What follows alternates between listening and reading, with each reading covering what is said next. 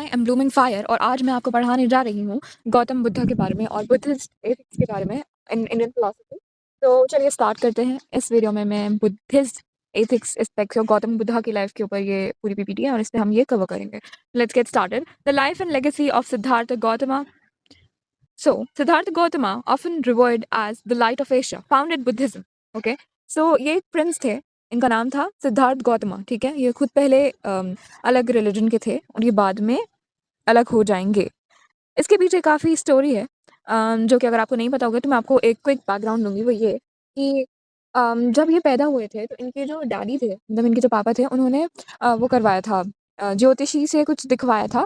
तो उसके बाद पता चला था कि या तो ये बहुत बड़ा कोई संत साधु बनेगा या ये बहुत बड़ा राजा बनेगा, इन दोनों में से कोई एक बन सकता है ये। तो उन्होंने क्या किया, इनके लिए महल में हर चीज़, हर सुविधा रखवा दी। ठीक है, हर एक चीज़ जो इनको चाहिए होगी वो रखवा दी। और मरे हुए लोग, मतलब इन्होंने कभी अपनी लाइफ में मरे हुए लोगों को नहीं देखा था, इन्होंने अपनी लाइफ में बीमार लोगों को नहीं देखा था। अब ये कैसे हुआ उस वक्त पॉसिबल, ये वो जाने कि अक्सर मतलब लोग राजा हों रानियाँ हों अक्सर वो भी बूढ़े हो जाते हैं। तो कैसे किया ये वो जाने, मगर ऐसे कहते हैं कि इन्होंने मतलब किसी मतलब तकलीफ वाले इंसानों को, इन्होंने दुख को ही नहीं देखा था। कितने साल तक नहीं देखा था, दुखों को देखा ही नहीं था उन्होंने। ठीक है, उनके पापा ने ऐसा किया। फिर एक दिन जो है ये अपने महल से बाहर जाने का बोलते हैं। जब ये प्रिंस प्रिंस होते हैं तो उनके पापा बोलते हैं ठीक है, लेकिन सिटी मतलब जो भी उस वक्त का टाउन है, जो भी कुछ था, कि वहाँ से ऐसे लोगों को सारे को हटा दो, लेकिन ये पॉसिबल नहीं है। तो वो जाके सब देख लेते हैं। तो हम उसी के बारे में, उस एस्पेक्ट के बारे में हम अच्छे से पढ़ने वाले हैं। ठीक है, तो Siddhartha Gautam often revered as the light of Asia. ये क्या है, लाइट ऑफ एशिया है। ठीक है, क्योंकि इन्होंने कितनी हमें वैल्यूएबल इंसाइट्स दी हैं, तो इसलिए इनको लाइट ऑफ एशिया कहा जाता है। ये बुद्धिज्म के फाउंडर हैं। Born a prince in the 6th century BC in Kapilavastu. Okay, ये एक प्रिंस थे और कपिलावस्तु में पैदा हुए थे 6th सेंचुरी में। His early life was one of a privilege. ठीक है, उनकी बहुत प्रिविलेज लाइफ थी, मींस उनके पास सारी चीजें थी। ठीक है, however a profound realization of suffering led him on an extraordinary spiritual journey. फिर उन्होंने हर चीज के बारे में दोबारा सोचा। वो कहते हैं ना, मैं सीख रहा हूँ, सीखा ज्ञान भुलाना, वो इन्होंने जिया है अपनी लाइफ में। तो the prince renunciation here means detachment. ठीक है, मतलब जो मुक्ति पाना आसाइशों से। ठीक है, disturb by the sights of disease, old age and death, Siddhartha renounced his royal life and earthly attachments at the age of 29। कितनी एज में, 29 में। ठीक है, जब वो गए उन्होंने सफरिंग्स देखी, वो बेइंतहा मतलब थोड़ा परेशान हो गए कि दुनिया ऐसी भी होती है। ये उन्होंने पहली बार देखा कि दुनिया ऐसी भी होती है। He embarked on a quest for truth, peace, dedicating himself to intense meditation and ascetic practices to unravel the mysteries of human suffering. क्या किया उन्होंने, अपनी डिटैचमेंट की आसाइशों से। ठीक है, 29 पे वो आ गए और उन्होंने क्या किया, उनको सत्य जानना था कि लाइफ का एक्चुअल ट्रुथ क्या है, और उन्हें सुकून चाहिए था। यानी इस सफरिंग के बाद एक इंसान कैसे खुश रहे, कैसे उस सुकून में रहे कि वो कामनेस उसके अंदर आ जाए, क्योंकि दुनिया में तो इतनी परेशानियां हैं, इतनी परेशानियां हैं दुनिया में। तो ठीक है, तो कैसे कोई इंसान खुश रहे।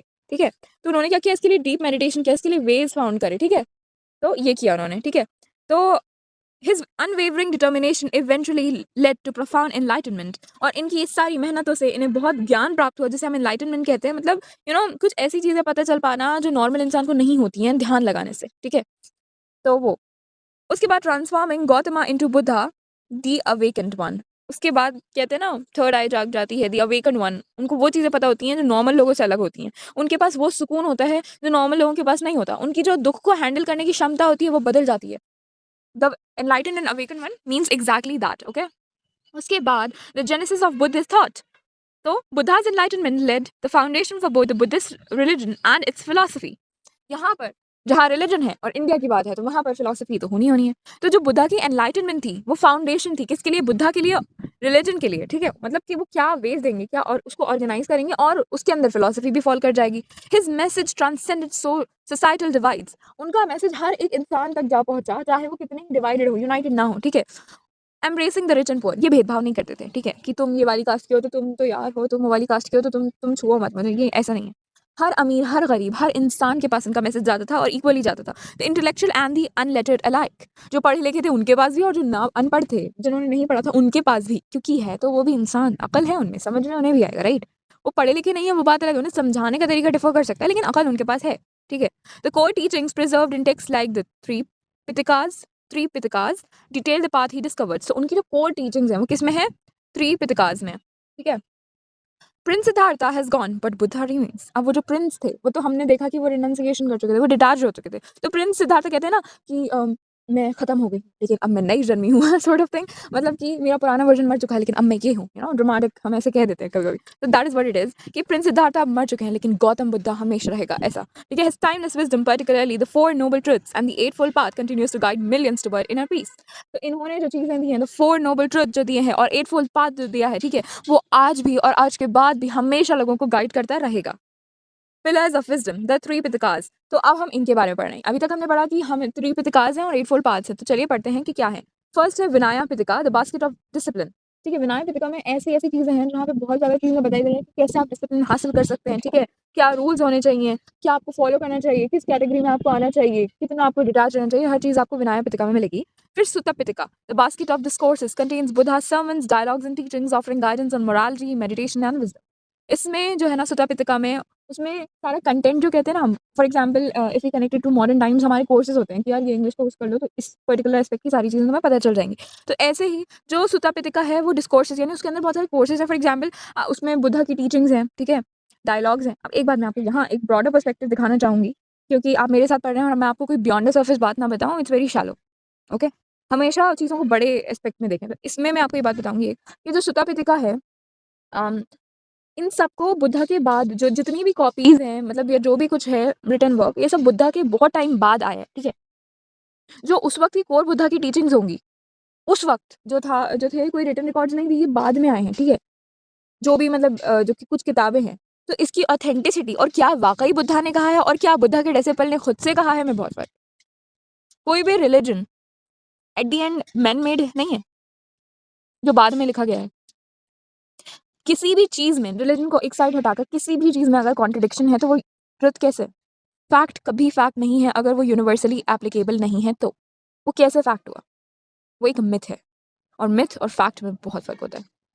ओके, ठीक है? तो अब Abhidhamma Pitaka, the basket of further teachings, dwells into philosophical commentaries and systematic analysis of Buddhist doctrines exploring the nature of reality and consciousness। Abhidhamma Pitaka में क्या है? उनकी और टीचिंग्स है, ठीक है? फिलोसॉफिकल टीचिंग्स हैं, यानी बड़े ब्रॉडर एस्पेक्ट में टीचिंग्स है। तो विनया पिटका में क्या है? उनके लिए कि मॉन्क्स क्या करेंगे, ठीक है? संघा कैसे अच्छे से रहेंगे। सुत्ता पिटका में क्या है? उनकी पूरी टीचिंग्स हैं, है ना? कोर्सेज वाली टीचिंग्स है। फॉर एग्जाम्पल मोरालिटी पे, विज़डम पे, ये वो, है ना? और उसके बाद अभिधम्मा पिटका में उनका पूरा फॉर एग्जांपल धर्म की टीचिंग्स है, यानी पूरे फुल ब्रॉडर एस्पेक्ट पे टीचिंग्स है, ठीक है? The basket of further teachings. अब फॉर एग्जांपल अगर कोई भी इंसान है, वो ये सोचे कि कोई भी चीज़ तो परफेक्ट नहीं होती, अगर उसे लगता है कि कोई भी रिलीजन परफेक्ट नहीं है, जो कि इंसान को लगना चाहिए क्योंकि उनको क्वेश्चन करना चाहिए हर चीज़ पे, ठीक है? तो अगर उन्हें ऐसा लगता है, तो वो क्या करें कि वो नियत इंटेंशन अच्छा रखें और उसके बाद जो उन्हें सही लगता है वो करें, उनको हार्ट उन्हें गाइड करेगा। लेकिन एक्सक्यूज़ेज़ ना बनाएँ, ठीक है? अगर आप एक एथीस्ट भी हैं, है ना? क्योंकि सबकी अलग-अलग चीज़ें होती हैं। तो अगर आप एथीस्ट भी हैं, तो इट डज़न्ट मीन कि आप एक बहुत ही बुरे इंसान होंगे, नहीं। और क्या पता है कि आप बिलवड हों ज़्यादा गॉड को उस इंसान से जो प्रिटेंड करता है कि वो एक रिलिजियस पर्सन है। तो you never know and world never knows, God knows, ठीक है? It's okay, it is all okay. हमेशा फिलॉसफी का तो मोटिव यही है कि वो आपको सोचने पर मजबूर कर दे, ठीक है? वो आपका थॉट अगर वो प्रोवोक नहीं कर रही है, तो वो कैसी फिलॉसफी है? क्योंकि फिलॉसफी में हम क्वेश्चन करते हैं। हम यहाँ रोट लर्निंग नहीं कर रहे हैं कि अच्छा बुद्धा ने कहा ऐसे हमने माने। नो, क्यों कहा? किस लिए कहा? किस सिचुएशन में कहा? Why, when, what, context, everything. और फिर हमें मानना है कि नहीं, हम वो मानेंगे, ठीक है? अब the four noble truths. At the heart of the Buddha's philosophy are the Four Noble Truths, a comprehensive framework for understanding human existence and path to liberation from suffering. These truths aren't just descriptions of misery but also provide a clear way to overcome it. ठीक है, तो अब क्या बुद्धा के चार Nobel truths हैं? क्या है? पहला, सफरिंग एग्जिस्ट। देखो, अब इन्होंने जो नोबल ट्रुथ दिए ना, वो भी आप देखो कि थोड़ा सा कहीं ना कहीं कितनी ज्यादा आई वुड सजेस्ट कि एक बायसनेस है। जो उन्होंने देखा, क्या देखा एकदम से कि इतनी सफरिंग, इतनी सफरिंग, इतनी, उनको वो इतनी क्वांटिटी में क्यों लगी? क्योंकि उन्होंने पहली बार देखी। तो आप देखो उनके चार नोबल ट्रुथ्स जो है ना, पूरे सफरिंग के अराउंड रिवॉल्व कर रहे हैं। जबकि लाइफ में अगर हम देखें तो और भी बहुत एस्पेक्ट्स होते हैं, लेकिन इंसान अपने हिसाब से अपनी टीचिंग्स देता है, ठीक है?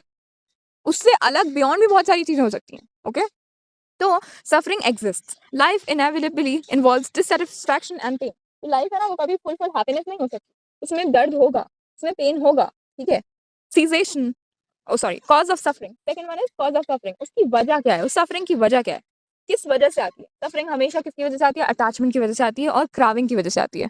For example, if I am craving कुछ चॉकलेट मूव्स या something I want to eat and I can't have it, I would feel like, oh, I'm miserable now, I wanted to eat it and I feel sorry for myself and I feel like, oh, pity, such a pity, I can't, I'm suffering for example। या फिर हम relate कर सकते हैं इसको ऐसे कि आपको किसी से मोहब्बत है और आपको वो नहीं मिले तो आप सफ़र करते हैं, ठीक है? तो मतलब it's about it's not about things, it's just about everything. कि आप किसी भी चीज़ से अटैचमेंट लगाओगे तो आप सफ़र करोगे, ठीक है? तो कॉज़ ऑफ सफरिंग है क्या? आपकी खुद की अटैचमेंट, आपकी खुद की क्राविंग। भाई जिससे आपको कोई फ़र्क नहीं पड़ता। अगर मैं कहूँ यार दुनिया का वो इंसान मर गया, आपको क्या?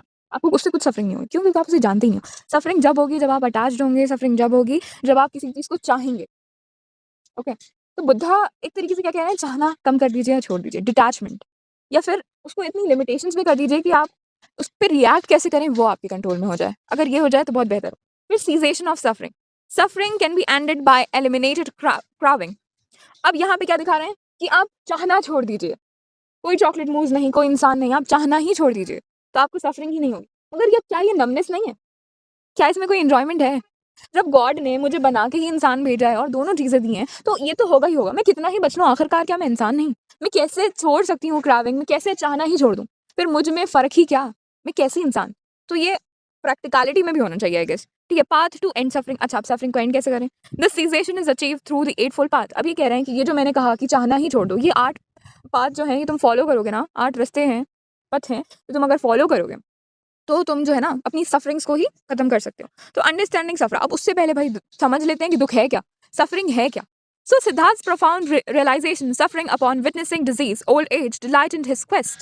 He discovered that suffering isn't merely physical pain, but also the sorrow arising from separation, unfulfilled desires, and the transient nature of existence.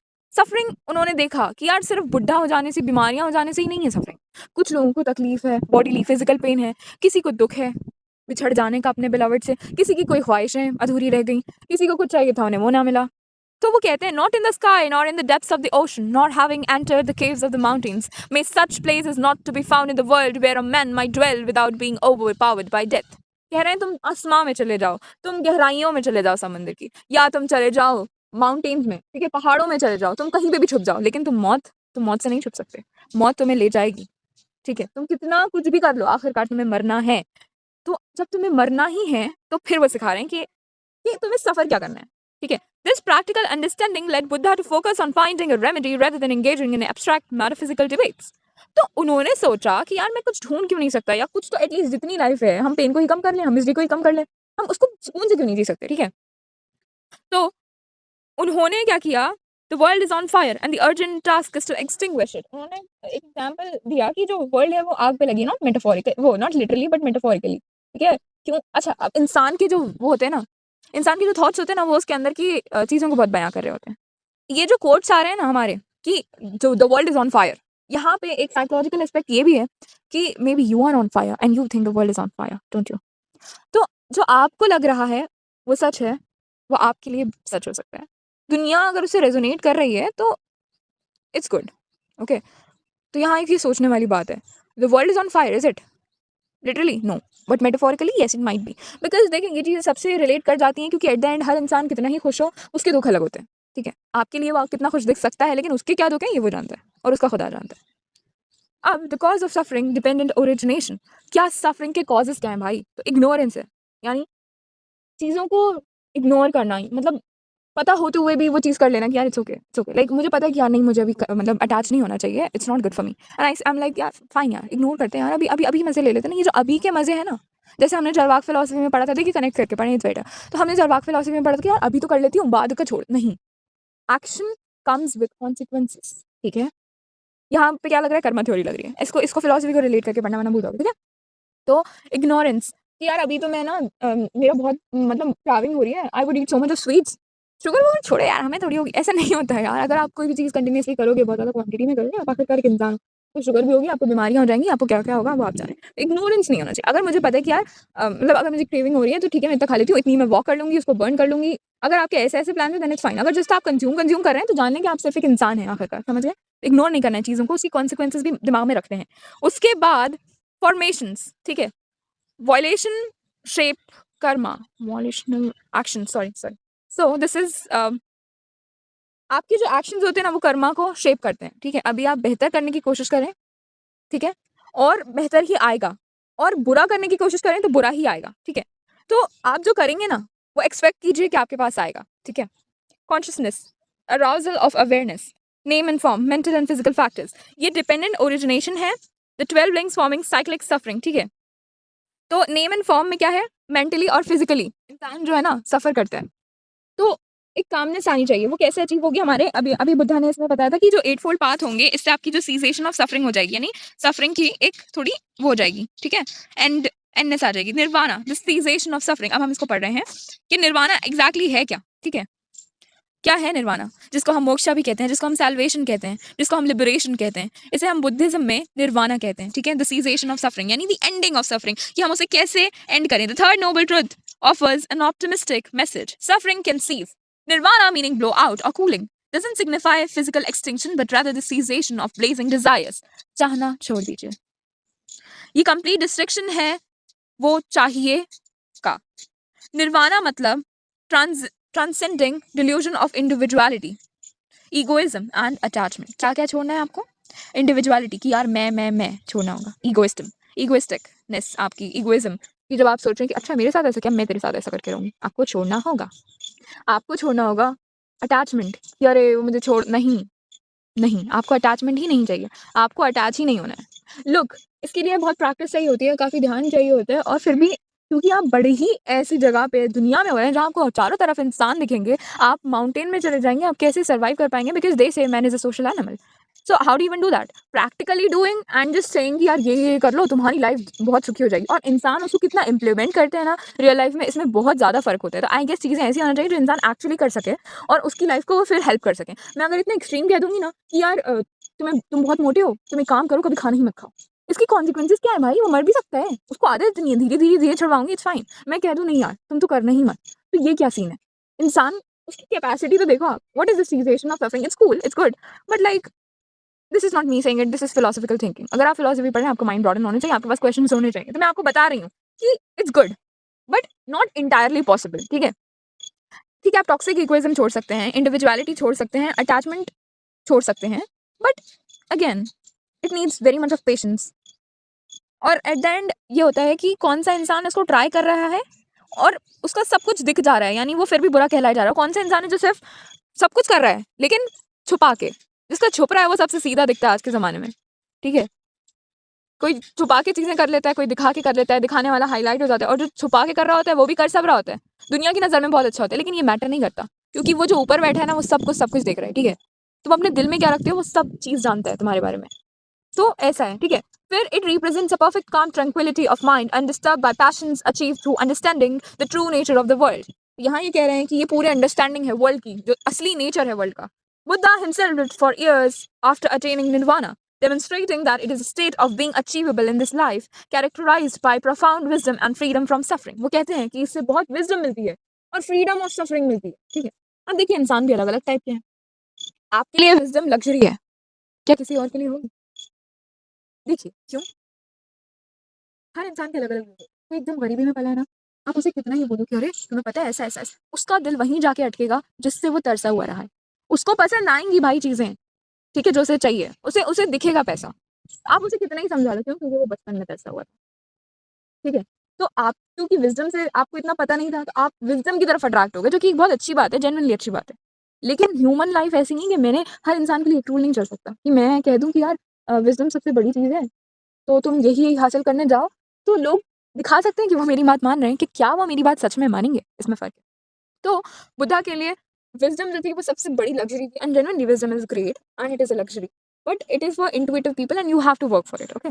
तो इससे जो है ना सफ़रिंग चली गई उनकी, ठीक है? उन्होंने सुकून पा लिया। लेकिन मुझे लगता है कि अगर आप कुछ आपको चले, मैं मानती हूँ, हर चीज़ मानती हूँ कि ये एक्चुअली एक अच्छा वे है। मैंने ट्राई भी की हैं काफ़ी चीज़ें, ठीक है? आप डिटैच हुई हो, लेकिन um, telling you from my personal experience and an experience from psychology, okay? Human nature is not like that.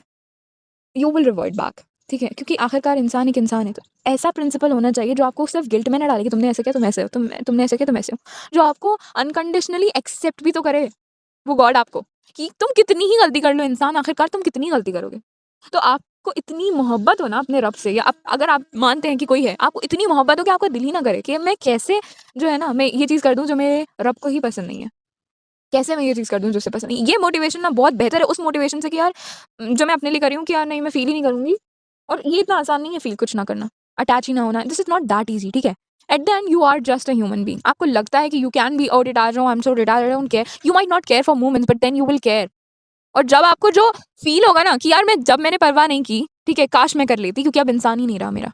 फिर जो आपको फ़ील होंगी ना चीज़ें, और एक एग्ज़ाम्पल मैं आपको यहाँ पे और देना चाहूँगी अनकंडीशनल एक्सेप्टेंस और अनकंडीशनल लव का फ्रॉम गॉड इज़ कि फॉर एग्ज़ाम्पल मान लें एक बाबी है, ठीक है? मान लें उसको मैंने बनाया, ठीक है?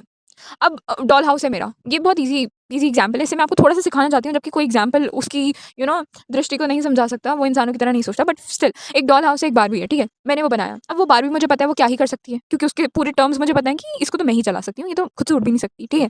अब आखिरकार अगर मान लो किसी चीज़ से वो गिर जाए, तो वो कितना ही डॉल हाउस बिगाड़ लेगी। अरे मान लो डॉल हाउस टूट भी गया तो क्या मैं जोड़ नहीं सकती वापस से? तो एट द एंड वो बारबी मेरा क्या ही बिगाड़ लेगी? वो वही कर सकती है जो मुझे पता है कि वो कर सकती है। तो फिर आखिरकार इंसान भी तो ऐसा ही है। वो कितना ही कुछ कर ले, वो दुनिया में आखिरकार क्या ही बिगाड़ सकता है? वो गॉड हर चीज़ ठीक कर सकता है, हर चीज़। तुम एक बार जाओ, मैं तो कहती हूँ तुमने कितनी गलतियाँ की हो, तुम एक बार दिल से जाके माफ़ी माँग के देखो यार। अगर तुम नहीं मानते हो, तुम यूनिवर्स जिसको भी तुम मानते हो, आखिरकार वो एक ही है, वो सबको सबको मानता है। तुम एक दफ़ा जाओ और जेन्युइनली माफ़ी माँगो और उससे बोलो कि मुझे तो ये गिल्ट भी नहीं चाहिए, ये भी तू रख ले। मेरी परेशानियाँ तू रख ले, मेरी मोहब्बतें तेरी अमान में हों। मुझे मुझे बस अब तू तेरे साथ रख और मुझे फ्री कर दे इन चीज़ों से, और तुम्हें थोड़ा-सा रिलीफ़ नहीं मिले ना, मेरी बात बदल देना। वो तुम्हें उन चीज़ों से भी निकाल देगा, तुम्हें उन चीज़ों में डाल देगा जिसको तुम चाहते थे। तो ये यहाँ जो कह रहे हैं ना नमनेस, चाहत ही मत रखो। तुम्हारा गॉड तुम्हारी हर चाहत फुलफ़िल करने के भी काबिल है। क्योंकि तुम्हारी चाहतें हैं क्या? उसके सामने जिसने ये पूरी दुनिया बनाई है, पूरा ब्रह्मांड बनाया और तुम एक गोले में हो, ऐसे कितने हैं तुम्हें पता भी नहीं है। कभी जो एथियस्ट होते हैं उनको मैं एक चीज़ ये सजेस्ट करूँगी बहुत रिस्पेक्ट के साथ कि आप लोग प्लीज़ अम अम, एस्ट्रोनॉमी पढ़ें, ठीक है? The study of universe. You will come to know कि कोई ह्यूमन माइंड ये कितना है इसको ग्रास्प भी नहीं कर पा रहा है। उसको भी बनाने वाला कोई है। तो चलिए एटफोल्ड पाथ्स पे आते हैं। अम, द वे टू लिबरेशन, ठीक है? तो अब बुद्धा ने क्या बताया, ये जो 8 रास्ते हैं, अगर ये कोई कर लेगा तो उसको जो है ना दुःख से मुक्ति मिल जाएगी, ठीक है? उसको लिबरेशन मिल जाएगा। तो क्या है वो? राइट व्यू, सही चीज़ों को देखें, ठीक है? राइट रिज़ॉल्व, अपनी चीज़ों पे ध्यान दें, अपनी ग्रोथ पे ध्यान दें, ठीक है? बेहतरी पर भी ध्यान दें। राइट स्पीच, अच्छे से बात करें, ऐसी बात ना करें कि किसी का दिल दुखे, तमीज़ से बात करें, तहज़ीब से बात करें, टोन अच्छी हो आपकी। राइट कंडक्ट, आपको चोरी नहीं करनी है, आपको ज़बरदस्ती के कोई काम नहीं, प्लेजर्स नहीं लेने हैं, आपको किसी को दुःख, दर्द, तकलीफ़ नहीं पहुँचानी है। राइट लिवलीहुड, आपको तमीज़ से रहना है, आपको जो कहते हैं मतलब एथिकली रहना है ना, आपको किसी का कुछ मतलब किसी का दिल दुखा के ऐसे नहीं रहना है आपको, ठीक है? ऐसे।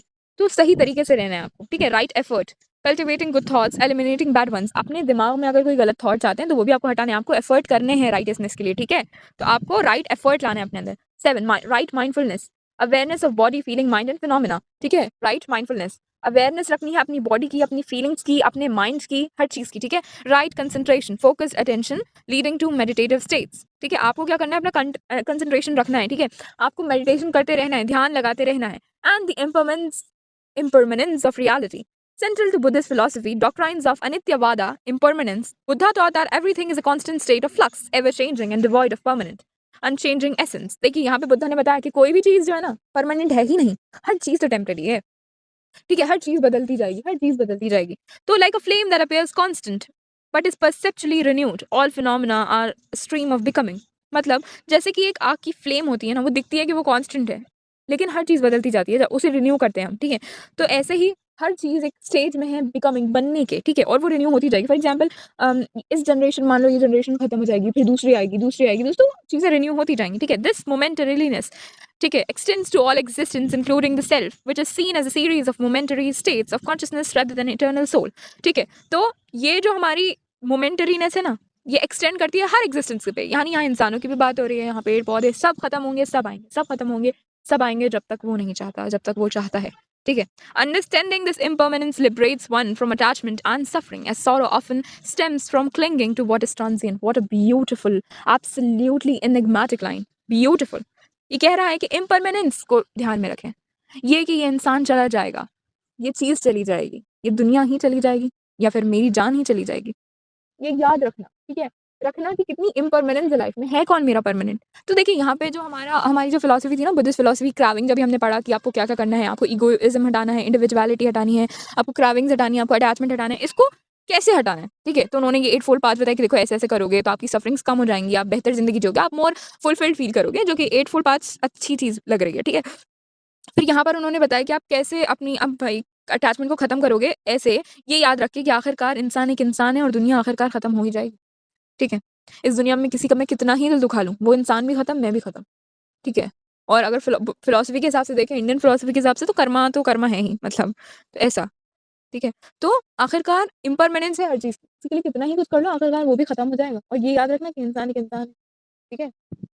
तो और एक चीज़ मैं आपको और बताना चाहूँगी जो कि बहुत इम्पोर्टेंट है मेरे हिसाब से कि इंसान इंसानों से या किसी भी चीज़ से बहुत ज़्यादा लॉयल्टी जो एक्सपेक्ट करते हैं, आई गेस हमें अपनी एक्सपेक्टेशंस को थोड़ा कम करना चाहिए किसी भी चीज़ से। क्यों? क्यों हमें कम करना चाहिए एक्सपेक्टेशंस को? क्योंकि इंसान तो खुद से भी ट्रू नहीं होता। वो सोचता है मैं ये नहीं करूँगा, वो कर देता है। वो तो इतना टेम्प्टेड है, तो तुम क्यों किसी पर इतना भरोसा करोगे? और तुम ये सोचोगे कि नहीं यार ये वो नहीं कर सकता। सब इंसान सब कुछ कर सकते हैं क्योंकि आखिरकार वो बस एक इंसान है। तो चलिए बुद्धिस्ट एस्पेक्ट खत्म होता है। आज हमने कवर किया Buddhism in Indian philosophy, Indian aspect of it, and I hope you like the video and do subscribe to my channel if you like it. और फिलॉसफी में हमेशा क्वेश्चन करते रहना, और कोई और अच्छे क्वेश्चन हो आपके पास बुद्धिज्म से रिलेटेड तो कमेंट्स में ज़रूर मेंशन करें। और कोई भी आपको इंप्रूवमेंट लगे तो वो भी मेंशन करें, या जो भी कुछ आपको लगे सब आप मेंशन कर सकते हैं। आपके कोई क्वेश्चन हो फिलोसफिकल तो आप ज़रूर लिखें, मैं आपका आंसर ज़रूर करूँगी, करने की कोशिश करूँगी। ठीक है, शुक्रिया, टेक केयर। और जो भी पढ़ रहा है आई होप आपकी पढ़ाई बहुत अच्छी जाए और आप कर सकते हैं। I believe in you. Bye, take care.